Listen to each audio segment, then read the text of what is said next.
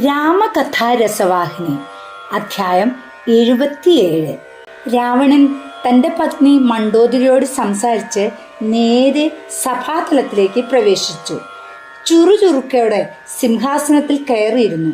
മണ്ഡോദരി അദ്ദേഹത്തിന്റെ ചലനങ്ങളും ചിന്തകളുടെ ചായവും ശ്രദ്ധിച്ചു. അവർ തന്നെത്താൻ പറഞ്ഞു, എന്തൊരു വിഡ്ഢി! വ്യാജഡംഭം ഉപേക്ഷിക്കാത്തവരുടെ അനിവാര്യമായ വിധിയാണിത്. സതുപദേശം അവരുടെ മനസ്സിൽ കടക്കുകയില്ല. ജ്വരബാധയുള്ള ആൾക്ക് മധുര വസ്തുക്കൾ കയ്പായി അനുഭവപ്പെടും.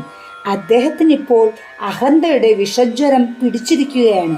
അതുകൊണ്ട് മധുരമായ ഉപദേശങ്ങൾ വിഷമെന്ന പോലെ തള്ളിക്കളയുകയാണ്. എനിക്കിപ്പോൾ ഇതിലപ്പുറം എന്തു ചെയ്യാൻ കഴിയും? ലങ്കയ്ക്ക് വരാനിരിക്കുന്ന ആപത്തുകളെയും ദുഃഖങ്ങളെയും അവൾ മനസ്സിൽ ചിത്രീകരിച്ചു. ഈ ദുരിതങ്ങളും ദുഃഖങ്ങളും കാണുന്നതിനും അവയിൽ പങ്കുകാരിയാവുന്നതിനും മുമ്പേ ജീവൻ തന്നെ കളയുകയാണ് ഭേദമെന്ന് അവൾക്ക് തോന്നി. വ്യസനഭാരമുള്ള ഹൃദയവുമായി രാമനെ പറ്റിയുള്ള ചിന്തകൾ ഉള്ളിൽ നിറച്ചുകൊണ്ട് അവൾ സ്വന്തം മുറിയിലേക്ക് പോയി ശയ്യയിൽ വീണു. ഇതിനിടയിൽ രാവണൻ മന്ത്രിമാരെ വരുത്തി ആസന്നമായ യുദ്ധത്തെ സംബന്ധിച്ച സന്നാഹങ്ങൾ ചെയ്യാൻ ആരംഭിച്ചു. രാക്ഷസന്മാരെ അദ്ദേഹം അഭിസംബോധന ചെയ്തു. നമ്മെ ഇപ്പോൾ ആക്രമിക്കാനെത്തിയ വാനരന്മാർ, ജാമ്പവാൻ, മനുഷ്യർ എന്നിവർ നമ്മുടെ ആമാശയങ്ങൾക്ക് ഒരു ഉരുള ഭക്ഷണം പോലും ആവുന്നില്ല. ധൈര്യം കളയുകയോ മടിച്ചു നിൽക്കുകയോ വാദപ്രതിവാദങ്ങളിൽ ഏർപ്പെടുകയോ ചെയ്യരുത്. യുദ്ധത്തിന് ഉടൻ തയ്യാറാവുക. അദ്ദേഹം അലറി. പക്ഷേ പ്രഹസ്തൻ എഴുന്നേറ്റ് കൂപ്പുകൈകളോട് പറഞ്ഞു, ഈ മന്ത്രിമാർ അങ്ങയുടെ അഭീഷ്ടം നോക്കി സംസാരിക്കുന്നവരാണ്. പക്ഷേ അത് വിജയം ഉറപ്പുവരുത്തുകയില്ല. ഒരൊറ്റ കുരങ്ങൻ സമുദ്രം കടന്ന് നമ്മുടെ നഗരത്തിൽ വന്ന് അനേകം അത്ഭുത പ്രകടനങ്ങൾ നടത്തി. അന്നേരം ഈ മന്ത്രിമാർക്കും ഈ സൈന്യങ്ങൾക്കും അവന്റെ വിനാശകരമായ കോമാളി ചേഷ്ടകൾക്ക് അറുതി വരുത്താൻ കഴിഞ്ഞില്ല. വാനരന്മാർ നമ്മുടെ ആമാശയത്തിന് ഉരുളകൾ മാത്രമാണെന്ന് അങ്ങ് പറയുന്നു. ശരി, ആ മർക്കടൻ ഇവിടെ ഉണ്ടായിരുന്നപ്പോൾ ഈ ആമാശയങ്ങൾ എവിടെയായിരുന്നു? അവയ്ക്ക് വിശപ്പുണ്ടായിരുന്നില്ലേ? അവൻ ഈ നഗരം ചുട്ട് ഒരു പിടി ചാമ്പലാക്കിയപ്പോൾ ഈ മന്ത്രിമാർക്ക് അവനെ തിന്നുവാൻ അത്ര വിശപ്പൊന്നും ഉണ്ടായിരുന്നില്ലേ? സ്വാമി, ഈ മന്ത്രിമാരുടെ നാവിൽ നിന്നും ഇപ്പോൾ ഉതിർന്നു വീഴുന്ന വാക്കുകൾ അങ്ങേക്ക് വളരെ പ്രിയമായി തോന്നാം. പക്ഷേ അവ സമയം നീങ്ങിക്കൊണ്ടിരിക്കെ ദാരുണമായ വിപത്തുകൾ വരുത്തും. അതിനെ സംബന്ധിച്ചെല്ലാം ശാന്തമായി ചിന്തിക്കൂ. രാമൻ നമ്മുടെ സുബേല പർവ്വതത്തിന്മേൽ പാളയമടിച്ചിരിക്കുകയാണ്. അവർ നിർമ്മിച്ച പാലത്തിന്മേൽ കൂടിയാണ് അദ്ദേഹം കടൽ കടന്നെത്തിയത്. എണ്ണുവാനാവാത്തത്ര വാനരന്മാർ അടങ്ങിയ ഒരു മഹാസൈന്യം അദ്ദേഹത്തിൻ്റെ ഒപ്പമുണ്ട്. അങ്ങനെയുള്ള ഒരാൾ വെറും മനുഷ്യനാകുമോ? അങ്ങ് അപ്രകാരം വിശ്വസിക്കുന്നത് പോലെ പറയരുത്. ഈ മന്ത്രിമാരുടെ വാഗ്ധോരണി കൊണ്ടുള്ള അഭ്യാസങ്ങൾ അങ്ങയുടെ ശ്രോത്രങ്ങളിലേക്ക് സ്വാഗതം ചെയ്യാതിരിക്കണം. യുദ്ധത്തെ ഭയപ്പെടുന്ന ഭീരുവാണ് ഞാനെന്ന് കുറ്റപ്പെടുത്തുകയും അരുത്. എന്നാലും എൻ്റെ ഉപദേശത്തിൻ്റെ അടിയന്തര സ്വഭാവമുള്ള ആവശ്യത്തിലും ഔചിത്യത്തിലും വിശ്വസിക്കുക. ഇപ്പോൾ തന്നെ സീതയെ കൂട്ടിക്കൊണ്ടുപോയി രാമൻ നൽകി മാപ്പിനപേക്ഷിക്കൂ. ആ നടപടി നമ്മെയും ലങ്കയെയും രക്ഷിക്കും. നമ്മുടെ വംശത്തെ നാം നാശത്തിൽ നിന്ന് രക്ഷിച്ചിരിക്കുന്നുവെന്ന് അവകാശപ്പെടാം. ഇതാണ് നമുക്ക് നേരിടാൻ കഴിയുന്ന വിജയം.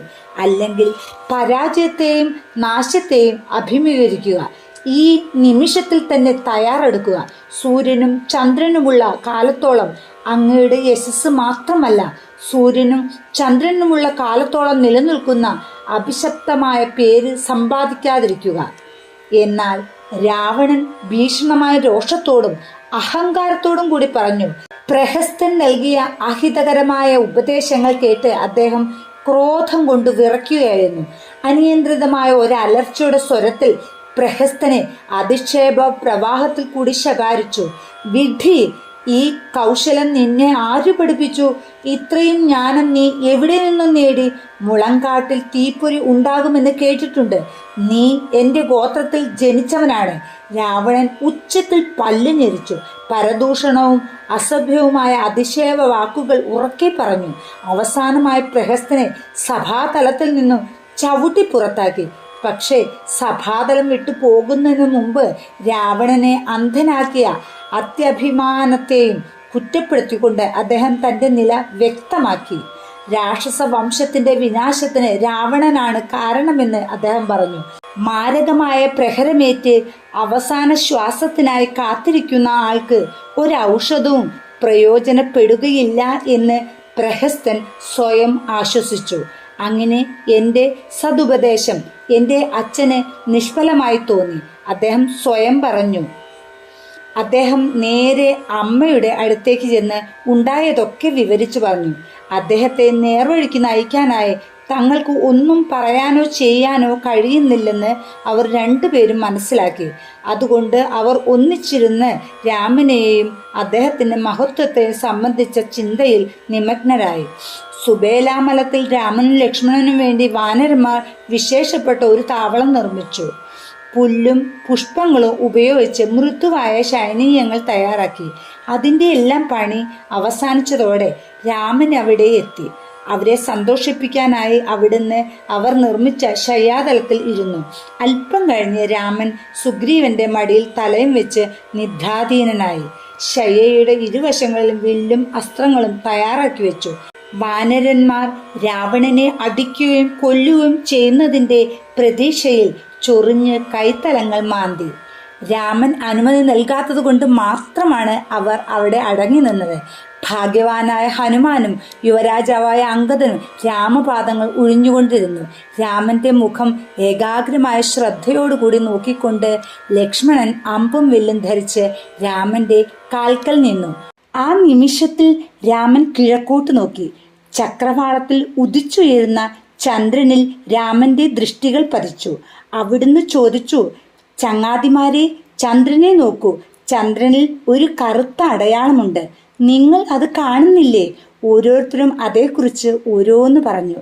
പക്ഷേ ഹനുമാൻ, സ്വാമി, ഞാനൊരു കറുത്ത പാടും ചന്ദ്രനിൽ കാണുന്നില്ലല്ലോ. ഞാനത് അങ്ങയുടെ പ്രതിബിംബമായിട്ടാണ് കാണുന്നത്. അതുകൊണ്ട് അങ്ങ് പറഞ്ഞ അടയാളമോ അല്ലെങ്കിൽ കളങ്കമോ ഞാൻ കാണുന്നില്ല.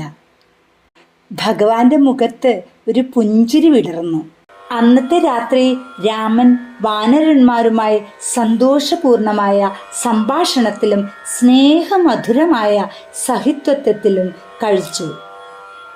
ഇതിൻ്റെ തുടർച്ച 78-ാം അധ്യായത്തിൽ. ജയ് ശ്രീരാം.